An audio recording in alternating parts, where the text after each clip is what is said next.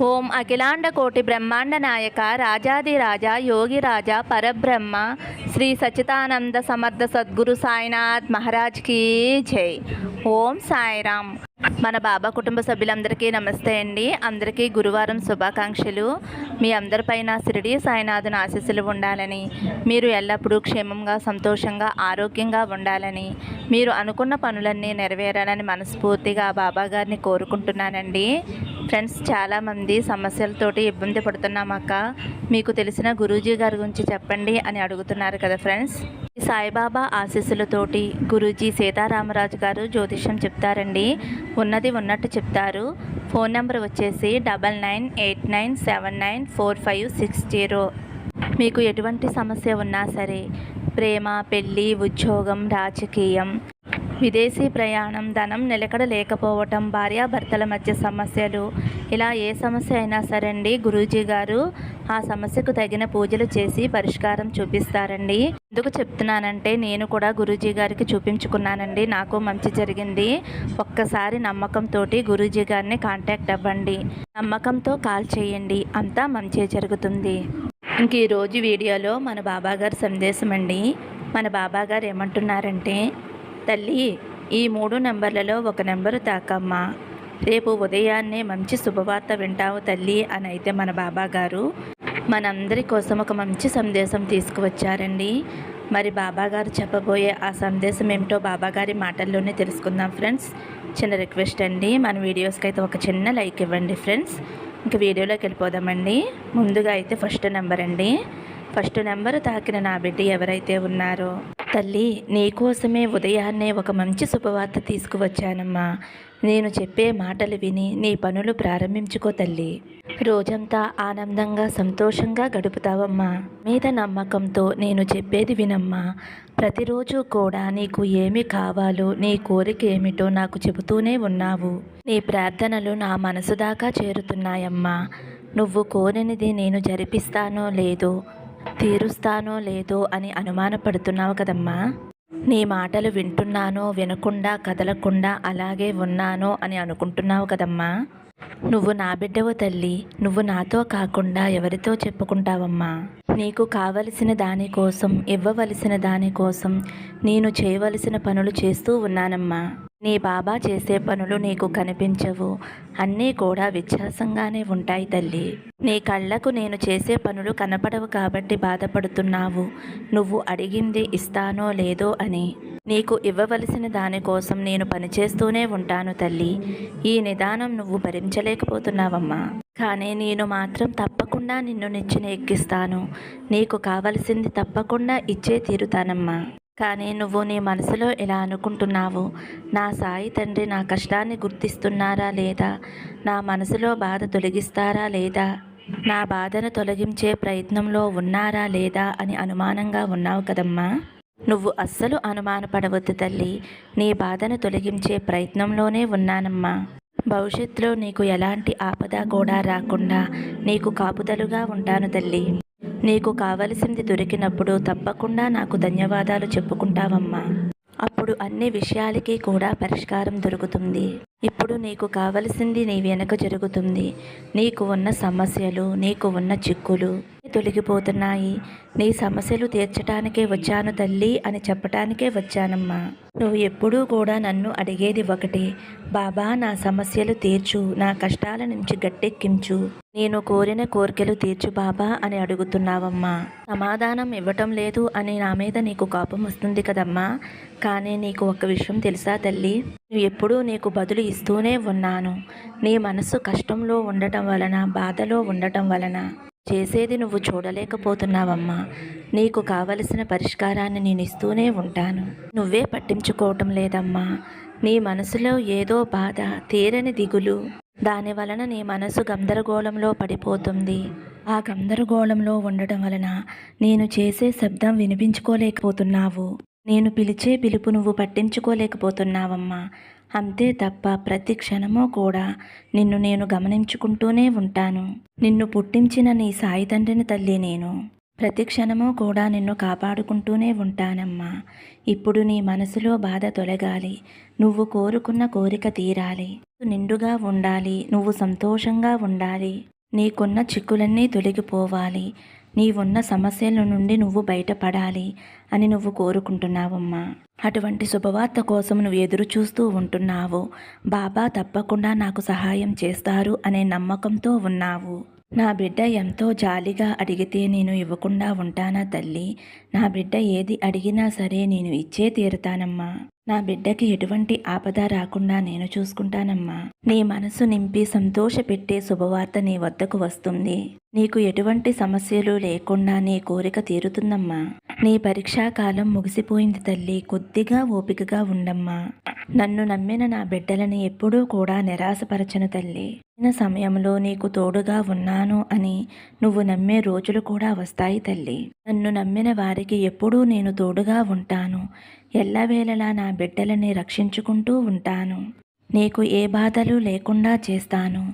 నీకు ఉజ్వల భవిష్యత్తు ఉంది తల్లి. అంతని చక్కటి భవిష్యత్తు మరెవ్వరికీ లేదు. నువ్వు తలుచుకున్న మంచి పని నీకు జరిగే సమయం వచ్చిందమ్మా. అంతా మంచే అనుకో, అదే జరుగుతుంది తల్లి. ప్రశాంతత చేకూరే సమయంలో అడుగుపెట్టావు తల్లి. నీకు ఇక ప్రతిరోజు కూడా శుభకరంగా ఉంటుందమ్మా. నువ్వు ఏ శుభవార్త అయితే వినాలి అని ఆరాటపడుతున్నావో ఆ శుభవార్త నీ వద్దకు చేరుతుందమ్మా.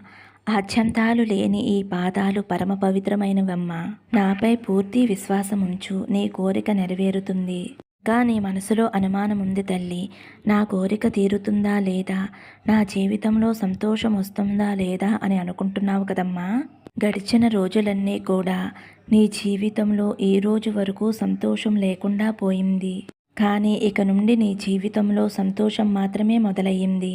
బా తండ్రి ఆశీస్సులు నీకు ఎప్పుడూ ఉంటాయమ్మా. నువ్వు ఆయురారోగ్యాలతో అష్టైశ్వర్యాలతో నీ కుటుంబంతో కలిసి సంతోషంగా ఉంటావమ్మా. ఉన్న భయాన్ని వదిలేసి జీవితాన్ని ఆనందంగా సంతోషంగా గడుపు తల్లి అని అయితే మన బాబా గారు ఫస్ట్ నెంబర్ తాకిన వారి గురించి అయితే ఇలా చెబుతున్నారండి. ఇప్పుడు రెండవ నెంబర్ అండి. రెండవ నెంబర్ తాకిన నా బిడ్డ ఎవరైతే ఉన్నారో ఇప్పుడు నువ్వు పోరాడుతున్న విషయంలో జయానికి దగ్గరగా ఉన్నావమ్మా. తప్పకుండా విజయం సాధిస్తావు. అర్థం కాలేదా? నేను చెప్పేది పూర్తిగా విను తల్లి. నువ్వు నా పిడికిలలో ఉన్నావు అని గుర్తించుకో అమ్మా. నువ్వు నా దగ్గర ఉంటే నీకు ఎలాంటి భయమూ లేదు తల్లి. నువ్వు జీవిస్తున్న జీవితం నీ బాబా తండ్రి ఇచ్చిందే కదమ్మా. ఇందులో ఉన్న కష్టం, నష్టం, తీపి, చేదు అన్నీ నేనిచ్చినాయి అని నువ్వు మరవకు తల్లి. ఇది నువ్వు సరిగ్గా అర్థం చేసుకుంటే నీ కళ్ళకు నేను కనిపిస్తానమ్మా. నిన్ను వెతుక్కుంటూ అన్నీ వస్తాయి. నీకు నువ్వు తయారుగా ఉండమ్మా. పట్టలేనంత సంతోషం రాబోతుందమ్మా. ఇప్పటి వరకు లేని ఆనందం ఇప్పుడు నీకు రాబోతుంది తల్లి. పాదాలు దగ్గర పెట్టిన అన్ని కోరికలు నెరవేరుతాయమ్మా. నీవు కోరింది తప్పకుండా జరుగుతుంది. నిన్ను హేళన చేసిన వారి ముందు నిన్ను తల ఎత్తుకుని తిరిగేలా చేస్తాను తల్లి. నువ్వు కోరిన నీ జీవితం ఇక నుంచి ప్రకాశవంతంగా ఉంటుందమ్మా. నీ దుఃఖం, బాధ అన్నీ తొలగిపోతాయి. నీ ఇష్టాలు తీరుతాయి తల్లి. మనసులో ఇలా అనుకుంటున్నావు కదా తల్లి, నేను కోరింది పొందే అర్హత నాకు ఉందా అని అనుకుంటున్నావు కదా. అలా ఎందుకు అనుకుంటున్నావు తల్లి? నీకు అర్హత ఉంది కాబట్టే నా పాదాల దగ్గర నీ ప్రార్థన పెట్టావు తల్లి. ఏదీ కూడా నా అనుగ్రహం లేకుండా నువ్వు చేయలేవు కదమ్మా. నీ ప్రార్థనలన్నీ కూడా నేను నీతో అడిగేలా చేస్తున్నానమ్మా.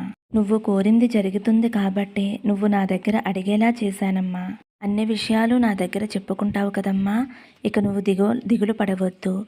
నీకు ఇవ్వాలి అని రాసిపెట్టి ఉంది కాబట్టే నీకు ఏది కావాలో అది నీ దగ్గరికి చేరబోతుందమ్మా. ఇతరుల మనసు గాయపరచకుండా, నొప్పించకుండా ఉండే మనస్తత్వం తల్లి నీది. నువ్వు నా బిడ్డవు కదమ్మా. అందుకనే ఎప్పుడూ కూడా ఇతరుల మనసులు నొచ్చుకునేలా మాట్లాడవు తల్లి.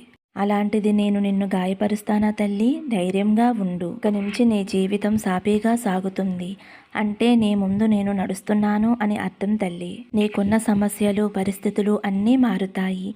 కాలం అనేది ఎప్పుడూ ఒకేలా ఉండదమ్మా. అలాగే జీవితం అనేది కూడా ఎప్పుడూ ఒకేలా ఉండదు కదా తల్లి. నువ్వు ఎట్టి పరిస్థితుల్లోనూ కన్నీరు కార్చవద్దు తల్లి. నీకు మంచి దారి చూపించేందుకు నేను ఉన్నాను కదమ్మా. నన్ను నమ్మిన వారిని ఎప్పుడూ చెయ్యవదలను, చేయి పట్టుకునే ఉంటాను. అలాంటిది నా బిడ్డవైన నిన్ను ఎందుకు వదులుతానమ్మా? నీ ప్రాబ్లమ్స్ అన్నిటికీ కూడా ఒక ముగింపు వచ్చేసింది తల్లి. నీకు ఒక విషయం చెప్పాలి తల్లి. నీ పోరాటం ముగిసిపోయింది. ఇక మీదట నీ గెలుపు నీ భుజాల మీద మోస్తావు తల్లి. ఇంకొక ముఖ్యమైన విషయం నీకు చెప్పాలమ్మా. కొన్ని విషయాలను నువ్వు శ్రద్ధగా పాటించాలి. నీ వద్దకు సహాయం కోసం వచ్చినప్పుడు నీకు ఉన్నంతలో వారికి సహాయం చేయి తల్లి. నిన్ను సహాయం అడిగిన వారికి సహాయం చేస్తే నీ కర్మఫలాలన్నీ తొలగిపోతాయి. జాతక దోషాలు తొలగిపోతాయి. కాబట్టి లేని వారికి అడిగిన వారికి సహాయం చెయ్యమ్మా. నీకు ఉన్న దానిలోనే సహాయం చేయి తల్లి. నీకు మళ్ళీ చెబుతున్నానమ్మా, నువ్వు విజయానికి చాలా దగ్గరలో ఉన్నావమ్మా. ఉన్నది సాధించబోతున్నావు. నువ్వు వెళ్ళే దారిలో చిన్న పనులు ఎదురవుతాయి. ఆ పనులు పూర్తి చేసుకుంటే తప్పకుండా విజయం నీ సొంతమవుతుందమ్మా. నేను చెప్పినవన్నీ కూడా శ్రద్ధగా పాటించు తల్లి. అతి త్వరలో నీకు జయాన్ని విజయాన్ని తప్పకుండా అందిస్తానమ్మా. నమ్మకంతో ఉండు తల్లి. నేను ఏ పని చేసినా అందులో విజయం పొందుతాను అనే నమ్మకంతోటి నా బాబా తండ్రి నాకు సహాయం చేస్తారు అనే నమ్మకంతో ఉండమ్మా. నమ్మకమే కదా తల్లి మనిషిని నడిపించేది. కాబట్టి ఎప్పుడూ కూడా నీ మీద నమ్మకాన్ని, నా మీద నమ్మకాన్ని ఎప్పుడూ వదులుకోవద్దు. నువ్వు నడిచే దారిని పూలదారిగా మారుస్తానమ్మా. నీ వెనకాలే నేను ఉంటాను తల్లి. నువ్వు ఏమాత్రమో కూడా బాధపడకుండా, భయపడకుండా ధైర్యంగా ఉండు తల్లి అని అయితే మన బాబా గారు 2వ నెంబర్ తాకిన వారి గురించి అయితే ఇలా చెబుతున్నారండి. ఇప్పుడు 3వ నెంబర్ అండి. 3వ నెంబర్ తాకిన నా బిడ్డ ఎవరైతే ఉన్నారో, తల్లి రేపు నువ్వు ఒక శుభవార్త వింటావు. ఆ శుభవార్త రేపు సాయంత్రం లోపల మీ ఇంటికి చేరుతుంది. ఏ శుభవార్త వింటే నువ్వు మానసికంగా ఎంతో ఆనందంగా ఉంటావో అటువంటి శుభవార్త నీ ఇంటికి చేరుతుంది తల్లి. ఎన్నో రోజులుగా ఎదురు చూస్తున్నావు. ఇది నీ కుటుంబానికి ఎంతో మేలు చేస్తుంది. నువ్వు మరీ మరీ కోరుకున్న శుభవార్త నీకు వచ్చి చేరుతుందమ్మా. విని నువ్వు ఆనందంతో ఉప్పొంగిపోతావు. ఎన్నో ఏళ్ల నీ కృషి ఫలించింది. ఇక నుంచి నీకు అంతా మంచి జరుగుతుంది.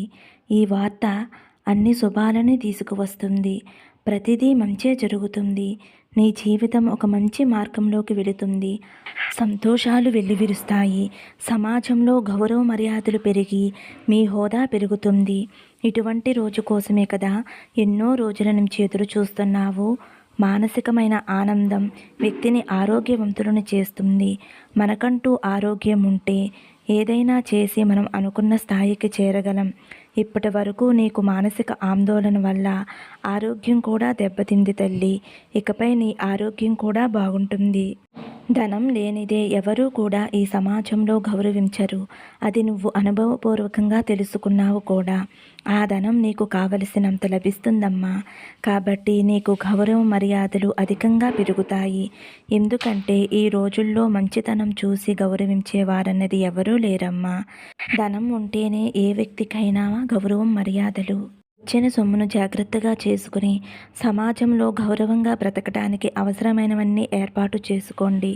సుఖ సంతోషాలతో జీవించటానికి నీకు మంచి అవకాశం ఇస్తున్నానమ్మా. ఈ అవకాశాన్ని నువ్వు సద్వినియోగం చేసుకో. నువ్వు నీ కుటుంబంతో కలిసి సంతోషంగా ఉంటావు.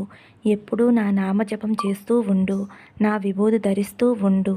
మీ కుటుంబం ఆయురారోగ్యాలతో అష్టైశ్వర్యాలతో జీవితాంతం ఆనందంగా ఉండాలి అని నా ఆశీస్సులు నీకు అందిస్తున్నాను తల్లి అని అయితే మన బాబా గారు 3వ నెంబర్ తాకిన వారి గురించి అయితే ఇలా చెబుతున్నారండి. ఫ్రెండ్స్, ఈరోజైతే మన బాబా గారు మనందరి కోసం మంచి సందేశం అందించారు కదండి. ఈ సందేశం మీ అందరికీ కూడా నచ్చింది అనుకుంటున్నాను ఫ్రెండ్స్. నచ్చితే కనుక ఒక చిన్న లైక్ ఇవ్వండి. అలాగే ఫస్ట్ టైం చూసేవారైతే మన బాబా భక్తి ఛానల్ తప్పకుండా సబ్స్క్రైబ్ చేసుకుని సపోర్ట్ చేయండి. సర్వే జన సుఖినో భవంతు. సమస్తం సద్గురు సాయినాథార్పణమస్తు. శుభం భవతు. జై సాయిరామ్.